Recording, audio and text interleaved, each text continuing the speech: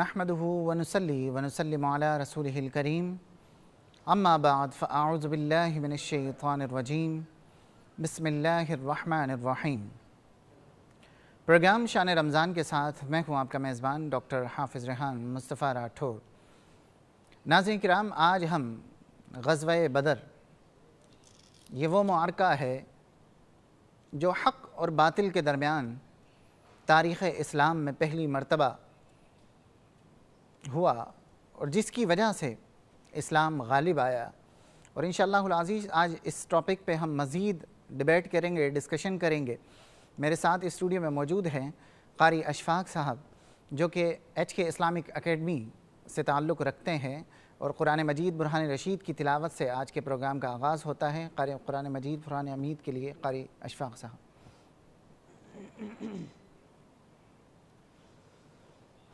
اعوذ باللہ من الشیطان الرجیم،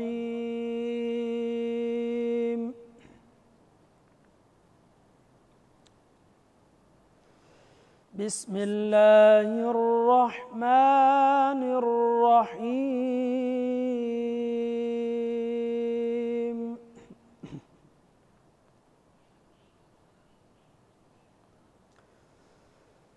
ما كان محمد أبا أحد من رجالكم ولكن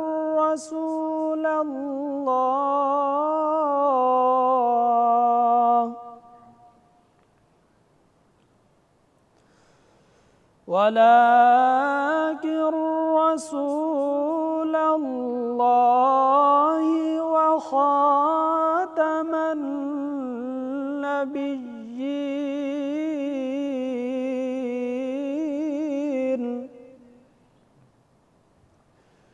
وكان الله بكل شيء عليما۔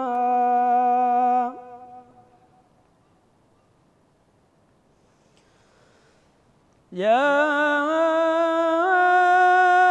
أيها الذين آمنوا اذكروا الله ذكرا كثيرا وسبحوه بكرة وأصيلا۔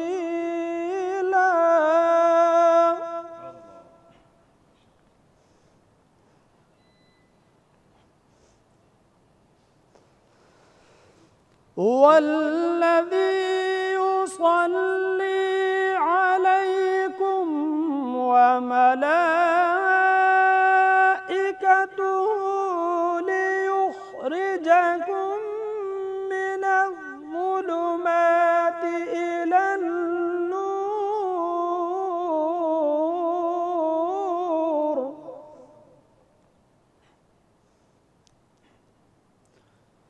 وكان بالمؤمنين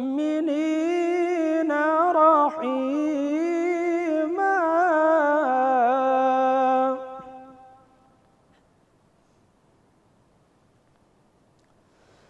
تحيتهم يوم يلقونه سلام،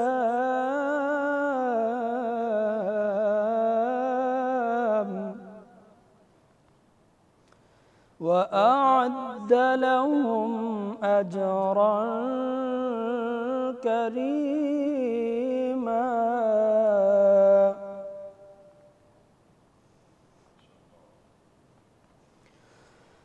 يا أيها النبي إنا أرسلناك شاهدا ومبشرا ونذيرا،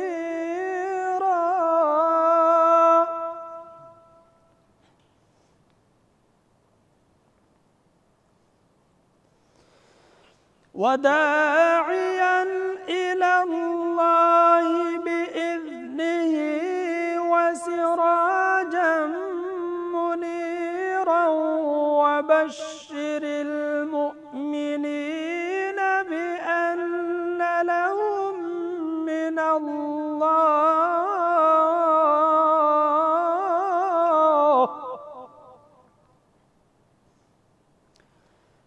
وبشر المؤمنين بأن لهم من الله فضلا كبيرا ولا تطع الكافرين والمنافقين ودع أذاهم وتوكل على الله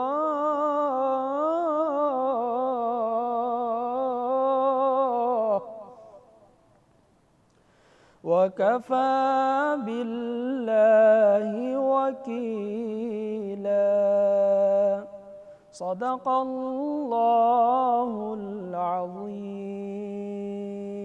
سبحان اللہ، ماشاء اللہ ماشاء اللہ۔ یہ تھے قاری اشفاق صاحب جو کہ قرآن مجید برہان رشید کی تلاوت آپ کے سامنے پیش کر رہے تھے۔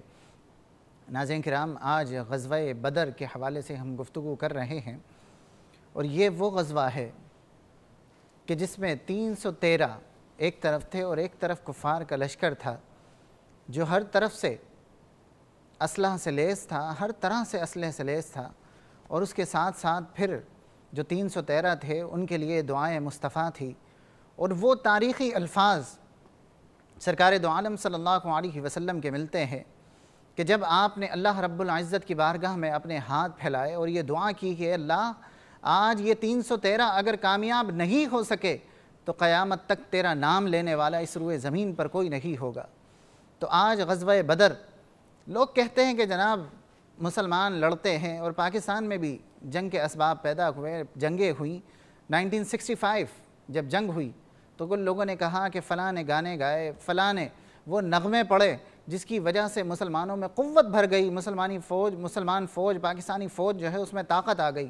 لیکن یاد رکھیے یہ بات، اس لیے کہ دوسری طرف جو کفار تھے وہ بھی اپنے ساتھ رقاصہ لے کر آئے تھے، گانے باجے والے لے کر آئے تھے، باقاعدہ ڈھول دھماکے کے ساتھ آئے تھے، اور مسلمانوں کے پاس جذبہ شہادت موجود تھا، قرآن مجید برہان رشید اور رسول اللہ صلی اللہ علیہ وسلم کی ذات موجود تھی۔ تو لہٰذا مسلمان جب بھی فتح حاصل کرتا ہے اللہ اور اس کے رسول کے نام پر حاصل کیا کرتا ہے، کوئی گانے والا باجے والا اس کو فتح نہیں دلوا سکتا۔ اور یہ غزوہ بدر، یہ وہ غزوہ ہے، یہ وہ جنگ ہے کہ اس وقت سے لے کر قیامت تک جب بھی مسلمان کسی باطل کے سامنے ٹکرائے گا تو یہ جنگ، اور یہ جنگ میں جتنے بھی ہمارے سر کے تاج، جتنے بھی صحابہ کرام اور سرکار دو عالم صلی اللہ علیہ وسلم کی ذات اس جنگ میں شامل تھی، تو ہمارے لیے سب سے بہترین نمونہ، سب سے بہترین اسوہ ہے۔ میرے ساتھ آج جو اسٹوڈیو میں شخصیات موجود ہیں، سب سے پہلے میں تعارف کرواتا چلوں حضرت علامہ مولانا مفتی عابد مبارک صاحب جو کہ تنظیم المساجد پاکستان کے صدر ہیں۔ مفتی صاحب، سب سے پہلے میں آپ کو خوش آمدید کہتا ہوں اور معذرت خواہ ہوں کچھ دن آپ کو ریسٹ دینا پڑا۔ اور میرے جو دوسرے مہمان ہیں حضرت علامہ مولانا توحید اجمل صاحب جو کہ فیصل آباد سے تشریف لائے ہیں، جامعۃ المصطفیٰ سے تعلق رکھتے ہیں۔ انشاءاللہ العزیز آج غزوہ بدر کے حوالے سے گفتگو کریں گے۔ تو مفتی صاحب، سب سے پہلے میں جاننا یہ چاہوں گا کہ اس غزوہ کا نام بدر جو ہے تو یہ بدر پڑھا کس طریقے سے؟ بسم اللہ الرحمن الرحیم۔ بدر اس میدان کا نام ہے جس میدان میں جنگ لڑی گئی، یا پھر مدارج النبوہ میں ایک قول یوں تھا کہ اس کنویں کا نام، وہاں پر ایک کنواں تھا جس کا پانی انتہائی صاف اور شفاف تھا، اور اس میں وہ چاندنی کی طرح چمکتا تھا اور چاند نظر آتا تھا۔ یا تو یوں ہے، یا پھر وہ بستی ایک شخص کے نام سے مشہور تھی جس کا نام بدر تھا۔ یہ تین اقوال کنویں کے، میدان کے اور اس بستی کے مدارج النبوہ میں لکھے ہیں، اور اصل تو یہ ہے کہ کافر ہے جو کرتا ہے شمشیر پہ بھروسہ، مومن ہو تو بے تیغ بھی لڑتا ہے سپاہی۔ اللہ اکبر۔ تو نہ تلواریں ہمیں چاہیے تھیں اور نہ ہمارے پاس تھی، نہ گھوڑے، ٹوٹل 3 گھوڑے تھے ہمارے پاس، اور اونٹ 70 کی تعداد آئی ہے، کسی نے 80 بھی لکھا، اور نہ ہی سارے کے سارے ہمارے پاس لڑنے والے جوان تھے، اس میں کچھ بوڑھے ہیں، اس میں بچے بھی ہیں، خواتین بھی ہیں۔ ٹوٹل جو روئے زمین پر اللہ اور اس کے رسول کا نام لینے والے تھے وہ وہاں پر موجود تھے۔ ڈاکٹر صاحب کیسا منظر ہوگا، ایک جنگ ہے جس کے مقابلے میں 1000 کے قریب لشکر جرار جوان پیدل ہوں یا گھوڑے اونٹ پر ہوں، سب زرہ بند۔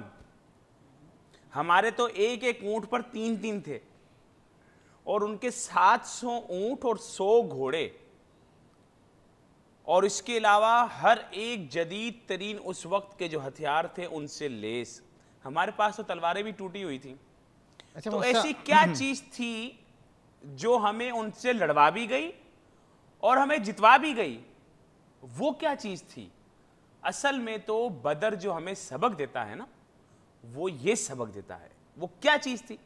وہ تھی عشق مصطفیٰ کی دولت، وہ تھی برکت مصطفیٰ کی دولت، وہ تھی نبی پاک صلی اللہ علیہ وسلم کی موجودگی، وہ نبی پاک صلی اللہ علیہ وسلم کی دعا جو رد نہیں ہوتی۔ یہ سرکار دو عالم صلی اللہ علیہ وسلم کی کیسے عشق اور کیسی محبت، جس کے بارے میں کفار نے کہا، سازش ہے، علامہ اقبال نے اس کو بڑے پیارے الفاظ میں نقل کیا کہ یہ فاقہ کش جو موت سے ڈرتا نہیں ذرا، روح محمد اس کے بدن سے نکال دو، فکر عرب کو دے کے فرنگی تخیلات، اسلام کو حجاز و یمن سے نکال دو۔ تو وہ کیا چیز تھی؟ وہ عشق نبی کی دولت تھی جو مسلمانوں کو لڑا گئی کہ سعد بن عبادہ کیا کہتے ہیں، یا رسول اللہ آپ عدن بھی لے جائیں گے تو ہم جانے کو تیار ہیں، آپ وہاں لڑوائیں ہم کو، جو آپ کہیں گے ہم حاضر ہیں۔ اور پھر لڑے، اور دنیا نے دیکھا۔ ہم جو ہے وہ مزید پہلے بدر کا معرکہ تو بات کا ہے، اس سے پہلے جو اس کے آثار تھے، یہ بدر ہوئی کیوں اور جنگ ہوئی کس طرح، انشاءاللہ ہم گفتگو کریں گے۔ پروگرام کے پہلے کالر کو شامل کرتے ہیں۔ ہیلو السلام علیکم۔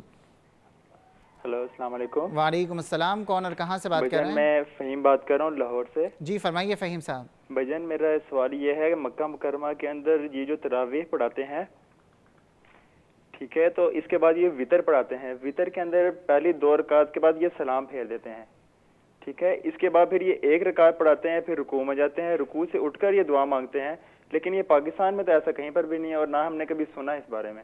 ٹھیک ہے، یہ صحیح ہے یا نہیں؟ ٹھیک ہے، بہت شکریہ فہیم صاحب، آپ نے ہمیں کال کی، انشاءاللہ ضرور آپ نے جو سوال پوچھا ہے اس کو پروگرام میں شامل کریں گے۔ میں شکریہ ادا کرتا ہوں قاری اشفاق صاحب کا جو قرآن مجید برہان رشید کی تلاوت کے لیے ہمارے ساتھ تشریف لائے۔ ناظرین پروگرام میں بریک ہوا ہے، انشاءاللہ بریک کے بعد ہمیں علامہ نادر صاحب جو ہے وہ جوائن کریں گے۔ چلتے ہیں مختصر سے بریک کی جانب۔